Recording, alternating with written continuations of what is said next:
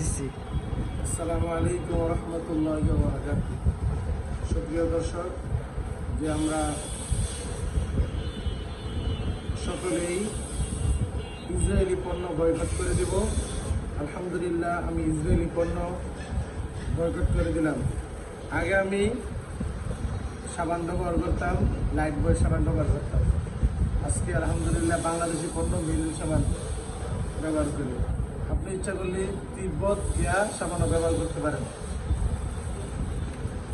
তারপরে আগে ব্যবহার করতাম পেপসুডেন্স অথবা ক্লোজার, এগুলা এখন আনছি মেডি প্লাস। আপনিও ইসরায়েলি পণ্য বয়কট করে দিবেন এবং বাংলাদেশি পণ্য মেডি প্লাস ব্যবহার করবেন।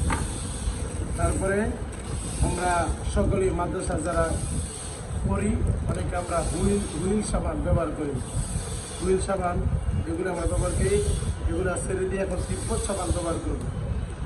ফিলিস্তিনের পক্ষে আমাদের সবসময় সাপোর্ট থাকবে ইনশাল্লাহ।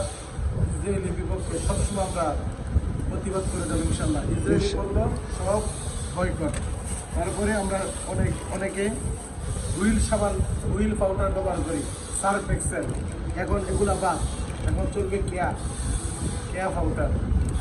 ইসরায়েলি পণ্যের বিপক্ষে বাংলাদেশের পণ্য অনেক আছে। আমিও ইসরায়েলি পণ্য সকল পণ্য বয়কট করে দিলাম, আপনিও বয়কট করে দেন ইনশাল্লাহ। আশা করি সকলে বুঝতে পেরেছেন। আল্লাহ তাআলা আমাদের সকলকে ইসরায়েলি পণ্য বয়কট করার মতো তৌফিক দান করেন। সকলকে আমিন। আমিন।